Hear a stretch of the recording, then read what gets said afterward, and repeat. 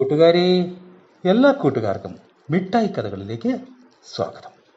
ഒരു സൗന്ദര്യ മത്സരത്തിൻ്റെ കഥ കേട്ടാലോ? കഥയുടെ പേര് ആർക്കാണ് കൂടുതൽ സൗന്ദര്യം. അവതരിപ്പിക്കുന്നത് മനോജ് കുമാർ പൂളയ്ക്കൽ. ഒരിക്കൽ ആപ്പിൾ മരവും മിയു മരവും തമ്മിൽ തർക്കമായി. തങ്ങളിൽ ആർക്കാണ് കൂടുതൽ സൗന്ദര്യം എന്നതായിരുന്നു തർക്ക വിഷയം. എങ്കിൽ നമുക്കൊരു സൗന്ദര്യ മത്സരം നടത്താം എന്നായി അവരുടെ ആലോചന. മത്സരം തുടങ്ങിയപ്പോൾ തർക്കമായി, വാക്കേറ്റമായി, വല്ലാത്ത ബഹളമായി.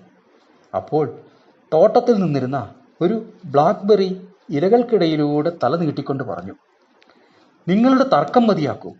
വഴക്കും കയ്യാങ്കളിയുമൊന്നും നമുക്ക് വേണ്ട. നമുക്കെല്ലാം സൗഹൃദത്തോടെ സഹകരിച്ച് കഴിയാം.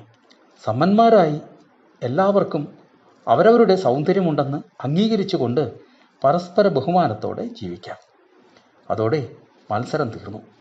എല്ലാവരും പരസ്പരം സ്നേഹിച്ചുകൊണ്ട് സമാധാനപൂർവ്വം ജീവിക്കാൻ തുടങ്ങി. കൂട്ടുകാർക്ക് കഥ ഇഷ്ടമായോ? എങ്കിൽ പുതിയൊരു കഥയുമായി നമുക്ക് നാളെ കാണാം. എല്ലാവർക്കും നല്ലൊരു ദിനം ആശംസിക്കുന്നു. Story uncle.